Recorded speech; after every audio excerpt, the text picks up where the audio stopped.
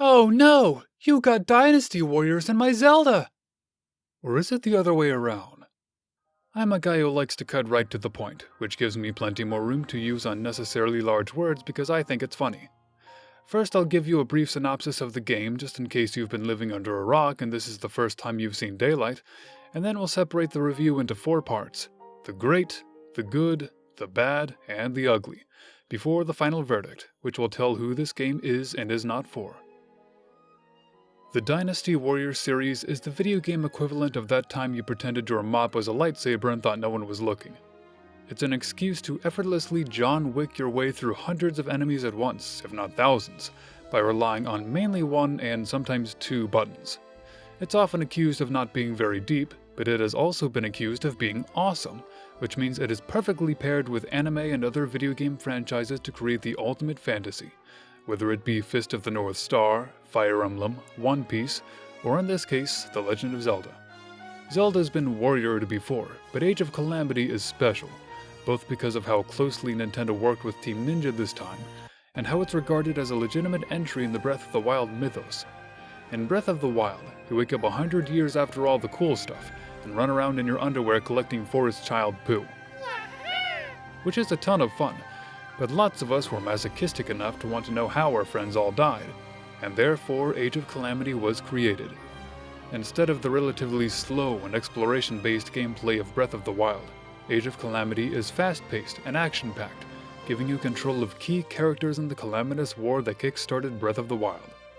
Age of Calamity is notably different from most other Warriors games though, and Nintendo's close eye and steady hand on the game clearly show. Most Warriors story modes are entirely linear, and progression consists of simply picking the next mission from the menu. In Age of Calamity, you're straight up given the world map from Breath of the Wild, and story missions and side quests alike pop up like dandelions on steroids as you work to save Hyrule from the looming threat. These side missions are mainly how you unlock new moves, upgrade your characters, and gather materials for crafting recipes and bribing villagers into giving you more cool stuff.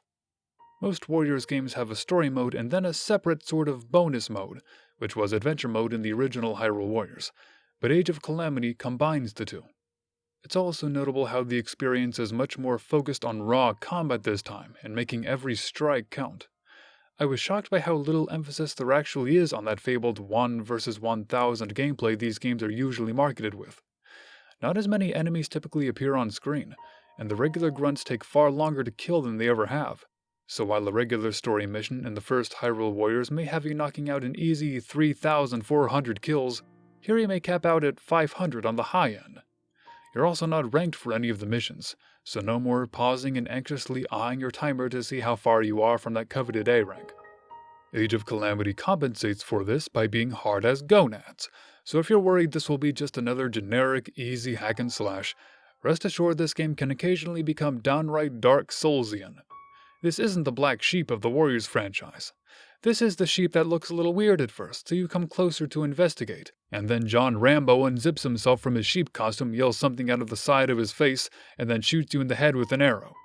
Particularly if you started the game on hard like I did, expecting this Warriors game to do its typical Warriors thing, and be only incrementally more difficult, only to discover one of my ancestors offended the ancestor of one of the developers and now they want me personally dead. I enjoy the challenge is what I'm saying, but we'll get into that. We'll get into that right now. In Breath of the Wild, you can die pretty easily by shield surfing down an incline, forgetting your shield is close to breaking, and rolling down the steepest hill in the whole wide world like Leslie Nielsen in Wrongfully Accused. On our second playthroughs, we all killed ourselves by jumping off the first Chica Tower, forgetting we no longer had a paraglider. It's clear that Link is a warrior in his own right, but he's still a squishy Hylian, and the game makes that clear by showing you flashbacks of towns on fire and overrun by giant mechanical laser squids, and one can't help but wonder just how much more fantastically they would die if they were playing the game's story 100 years prior and fighting those endless hordes. Well, with Age of Calamity, one would no longer have to wonder. The game throws you a guardian as early as your second mission, and much like in Breath of the Wild, it can and will one-shot you, not counting that 1/4 hard leeway the game is generous enough to give you if you have enough health. Enemies take off a surprising amount of health, and especially at the higher black and silver power levels are almost as aggressive as they are in Breath of the Wild, meaning you can easily become stun-locked into a curb stomping by 30 greasy silver bokoblins if you're not careful. On top of being shallow and awesome, Warriors games are frequently accused of being too easy, and Age of Calamity works hard to avert that. It's not that you'll be restarting every single mission multiple times, and do remember that I started on hard mode, but what I've seen and experienced from even normal mode indicates this game requires you at least pay attention, and on the extreme ends, channel your inner Dante on Dante Must Die. Age of Calamity isn't hard because you're trying to play perfectly for that A rank. It's hard because 2 Hinoxes and a Silver Lionel decided to sit on you at the same time, and it turns out that hurts. This game will challenge you, and it honestly makes you feel as if you're fighting against those overwhelming forces from 100 years ago. While we're here accusing Warriors games of stuff, let's also accuse their stories for typically being kind of shallow and pandering, especially from the crossovers. The first Hyrule Warriors and Fire Emblem Warriors were essentially your local high school's production of a musical you once liked, just retreading a plot you've seen before but with half the enthusiasm, and you're pretty sure the lead was sniffing glue before coming on stage. The gameplay and cool animations could make them feel kind of neat at times, but the story couldn't help but feel like a 12-year-old's fanfic retelling of those sweet moments in the OG series, but with Diet Hatsune Miku and her boobalicious dominatrix of a sister. I confess I was worried about Age of Calamity's plot prior to its release. Breath of the Wild crammed all of its story into 2 exposition dumps in the beginning of the game and then forgot to have a plot for the remainder of its game time. How was I to know this game would be any different? While it's certainly not the Shawshank Redemption, it's also not The Room starring Lana and her boobalicious sister, and in fact is extremely enjoyable and well done in many parts. The story knows when to urge you to the next battle, and when to slow down and let you connect with its characters. I felt cheated in Breath of the Wild when it presented me such intriguing characters as Purah and Sidon, and then utterly failed to do anything with them, not even side quests, aside from 1 or 2 fetch quests for Purah. Age of Calamity shows you just why Rivali doesn't like Link, how Impa wound up as such a good leader, and why the mounting pressure on Zelda's shoulders could cause her to fail at her magic training. For crying out loud, I got a pronounced lump in my throat near the end of the game after a certain plot twist, which has happened exactly once in my experience playing Warriors games. Samurai Warriors 4, in case you were wondering. It seems the developers actually gave a fig and a half about the story this time, and it shows. I enjoyed it, and I loved the build-up to the final mission. I'm hardly the first one to have said this, but it's true. Age of Calamity feels less like a Warriors game inspired by Zelda, and more like a Zelda game inspired by Warriors. Obviously it's all action, but it feels like it rightfully earns a place in the Zelda mythos, and part of that is due to the stages, most of which were taken straight from the Breath of the Wild world map. The first Hyrule Warriors had locations you saw in other Zelda games too, but it was more like those stages were inspired by Zelda locations and not actually taken from them. Multiple times in the first game I would have to stop and remind myself that yes, this is the Water Temple and not just a big blue rectangle with parts that, if you squint and pretend a little, look like the Water Temple. Not so here. Almost every stage can be found directly in Breath of the Wild, modified only slightly and obviously de-aged to show what they looked like 100 years prior. It's so spot on that you can often find your way around purely by memory of Breath of the Wild, ignoring the map utterly. That's awesome!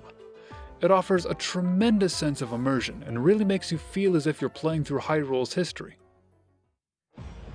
Take notes, Fire Emblem Warriors. They didn't somehow forget the characters people actually wanted to play as and promised to totally put them in the next game, fingers crossed. Speaking of, it's been over 3 years since Fire Emblem Warriors, and they've not even teased that sequel. Still salty over here. I'll not dwell on this point too long for the sake of spoilers, but the developers managed to put just about every character you could want to play as in this game, and then some, with a few possible exceptions. There were even a few I never would have considered, but were glad to see playable anyway, and it makes it seem like they went the extra mile to surprise and titillate their fanbase. I only have 2 characters left to unlock, but I've seen which they are, and my goodness is one of them pure, unbridled fan service, which is all I'll say about it in this review. The only criticism I can offer the roster is a mild one, and it's that there aren't very many original characters. There are a few OCs sprinkled throughout the story, mostly for flavor, but with the exception of one optional character you can't unlock until well after the final story mission, none are playable. I was kinda hoping to see tribes like the Sheikah and Gerudo better fleshed out by bringing in some fresh faces, but it's all characters we know and love, and some extra. The exact mechanics for Warriors combat differ from title to title, but I can safely say they aren't usually that deep, and most of the time you'll just be spamming 2 buttons and trying to look as cool as possible. The point is usually to wrap those simple mechanics around battlefield strategy to gain an advantage, blending action with tactics. Age of Calamity is slightly less tactical than previous entries, but amps up the combat big time as compensation. To start with, they've implemented perfect dodges and shield bashes from Breath of the Wild, meaning almost every single enemy attack, aside from the random grunts, is an opportunity to slip between their defenses and whittle down their weak point gauge. I recall many long, grindy battles in the previous Hyrule Warriors, slapping my weapon nonchalantly against enemy shields and praying they would be courteous enough to do the one thing that lets me see their weak point gauges. Incidentally, in Age of Calamity, enemies can't shield your attacks at all, so battles against bigger enemies tend to flow much more freely. Now, every enemy attack is a chance for you to go in the offensive, so you're constantly engaged in combat instead of waiting around for your enemies to drop their pants and pick their noses. How often did we unintentionally run out the clock on Hyrule Warriors because the boss randomly selected every attack but the one that exposed its weak point gauge? Moreover, all characters have unique abilities and are given access to the runes on the Sheikah slate, so you can shoot an enemy in the head with Link's ability, the bow and arrow, to force a weak point gauge, lock it in place with the stasis rune, smash the weak point gauge to Kingdom Come, and then crush it in glorious fashion, all of which makes the combat that much more constant and engaging. You also get access to elemental rods from Wizrobes, which can force weak point gauges and mess with the environment to, for instance, set enemies on fire, or conduct electricity to all enemies standing in water. There is definitely strategy left in Age of Calamity, and it resides mostly in knowing where to use character abilities, when to risk your Sheikah slate, and whether or not you'll need additional elemental energy to beat this next boss. During the demo, I couldn't help but notice Link regularly resorted to moving at some 20 frames per second on the very first level. This was without 2-player co-op enabled, a single Hinox on screen, or anything being set on fire. This was just the first stage with Link smacking a few goons around. The odds of the poor performance being fixed before launch were slim, and guess what? It wasn't fixed. It certainly isn't unplayable, far from it. It does, however, look kind of ugly. And this far into the Switch's life, it makes me scratch my head and wonder why the first Hyrule Warriors on the Wii U almost seem to run better. Enemies and textures fade into view in such a way as to almost prompt Pokemon Sword and Shield to send Age of Calamity a friend request, and frame rate drops are frequent. The art style is taken straight from Breath of the Wild, so it's definitely pretty. You just have to admire the scenery at 15 frames per second sometimes. All of these problems are exacerbated in co-op, where it looks rather as if you're watching a YouTube video at 240p on a computer that released with Windows Vista. Again, still not enough to hurt the experience too dramatically, but it does make it a bit less fun. Thankfully, since missions aren't ranked and kill count isn't usually important, you don't really have to worry about one player getting too many enemies and one getting too few, so you have a prayer of actually finishing the level. I will offer one quick note about co-op though, which is that it's far more high risk, high reward.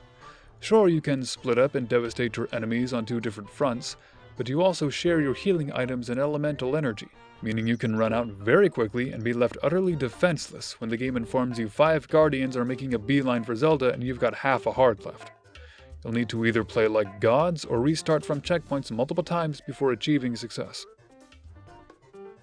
I get it. Age of Calamity's single gameplay mode is effectively a combination of story and bonus modes, but I confess it does feel somewhat naked without further fleshing the experience out.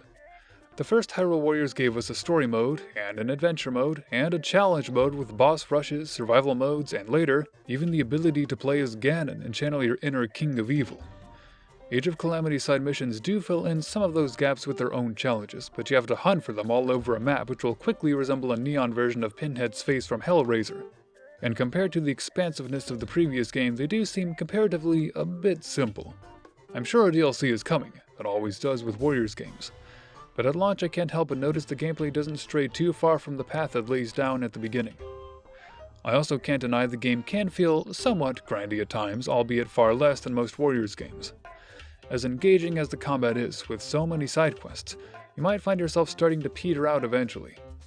It could just be the sort of thing you have to put down for a bit and then come back to later, which is completely fine. And thankfully, much of the grind has been alleviated anyway. There are no more weapon skills that require you bonking 5,000 bokoblins on the head to unlock, and the experience is more streamlined about leveling and upgrades so you can get straight into the action. You just need to be prepared to do it a lot for 100% completion, that's all. Here's some good news. Link gets almost every single cosmetic item from Breath of the Wild as an unlockable, and just like the source game, you can mix and match the head, torso, and leg gear. Here's some terrible news. He's the only one. It may sound a bit petty, but given the emphasis on aesthetics in Breath of the Wild, I was really looking forward to laughing at Revali flying around in heavy Goron armor, or falling in love with Zelda wearing Sheikah clothing. None of that happens. Without spoiling too much, you do get 2 new costumes for Zelda and the ability to remove the champion's blue scarves after beating the final story mission, but that's it.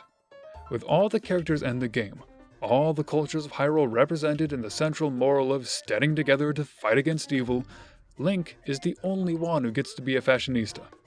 And again, I'm sure there will be DLC, and there is an excellent chance they'll add cosmetic items for other characters then, but it does stand out starkly like a missed opportunity in the vanilla game. What did you do right before storming Hyrule Castle in Breath of the Wild, assuming you could pry yourself away from searching for Koroks that long? Pet a doggy at an inn one last time? Don the most epic clothing you could muster so you look good walking away from explosions? Did you perchance cook 1,000,000 meals and stuff them into your endless hammer space so you would have the healing items to deal with the horde of guardians in the arena Lionel? Well, I have news for you. You can't do any of that in Age of Calamity, although as aforementioned, if your name is Link, you have your choice of every hat. In Age of Calamity, your ability to heal mid-stage is limited to either leveling up, which automatically tops off your health, or randomly stumbling across an apple. You've got access to an army and an entire nation's worth of resources, and you can't even buy a potion. This means the next time a guardian sets you on fire with the power of its gaze, you'll be stuck healing something like 4 hearts by munching on an apple. It doesn't help that you can only carry about 5 and they're shockingly rare. Yes, you can slightly increase the efficacy of apples by cooking them mid-stage, but guess how you do that?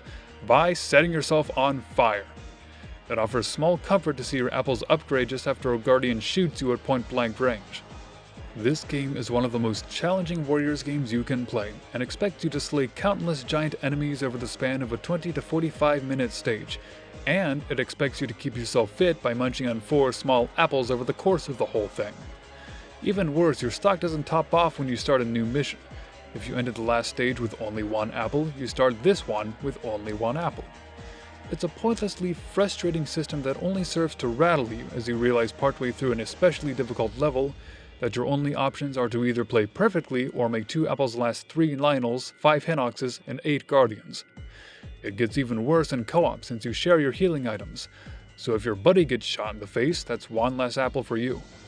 You can certainly manage this system by playing well and using your resources smartly, and it never breaks the game, thank goodness.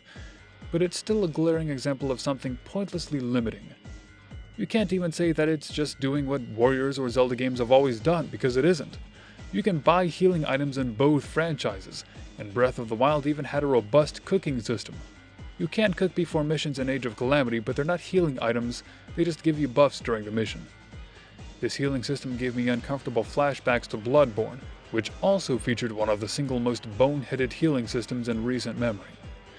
It may seem like overkill to harp so long on this one point, but with the number of restarts I had to do playing with my sister for most of the game, it stuck out to me as a sore point. Luckily, it's the only significant flaw I noticed, and if you play well enough, it doesn't have to be crippling. This last point could be either good or bad depending on your perspective, and I will warn that it offers minor spoilers, not so much for the plot details, but rather the nature of the plot itself. Skip to the timestamp shown on screen if you want your little virgin ears to remain untouched. Chances are you've either already heard or already guessed, but I figured I'd offer that consolation just in case. Pre-release info led us to believe Age of Calamity would be an accurate retelling of what happened 100 years before the events of Breath of the Wild, and it's not. The very beginning of the game shows how a small, friendly guardian jumps backward through time to mess with events, obviously with the hope of changing the outcome for the better. This means Age of Calamity is not the tell-all tale it was billed as. but rather a parallel universe version of Breath of the Wild's backstory where things are thrown out of whack thanks to the classic Zelda convention of time travel. I will not spoil what this actually means for the story, but I'm sure you have your own ideas. Your mileage with this revelation may vary. It could be you love the possibilities this opens up, since the characters are now not automatically consigned to the same fate, and the story may surprise you. On the other hand, this also means it's questionable if this story is actually canon at all, since it's one big what-if scenario. Unfortunately, I fall more into the latter camp, since I was really looking forward to this canon, tell-all, darker take on Zelda lore, and Age of Calamity is arguably not actually canon, but it could be you appreciate the difference more than I do. I had a blast playing through Age of Calamity, and I can't wait to see what they might come up with for DLC. It does have a few drawbacks, such as occasional poor performance issues, missed opportunities, and a baffling health system, but these were more than covered by an engaging story, fun combat, a wild dose of nostalgia like a barrel of Gatorade after a football victory thanks to the stages, and the great replay value. I give this game a strong recommendation for fans of Breath of the Wild who want to see the lore and characters expanded, as well as people who want fast-paced action gameplay that actually challenges them. Unlike most Warriors games, I imagine Age of Calamity would appeal to a wider audience due to focusing on what it does best, rather than prioritizing style over substance. It became the best-selling Warriors game of all time within the first 4 days of release, so clearly it did something right. If you're not big on completing every challenge and mission a game has to offer, you might not be thrilled by the prospect of doing so much of it in Age of Calamity, but even then, the main mission should at least satisfy you with their length, challenge, and story content. Now, if you'll excuse me, I have 2 more characters to unlock, after which I will be awaiting the DLC which will surely clad Zelda in Sheikah armor and let me daydream a little. Dare you take the dive and stand against the forces of evil yourself, even if your only defense is a stick and 3 apples.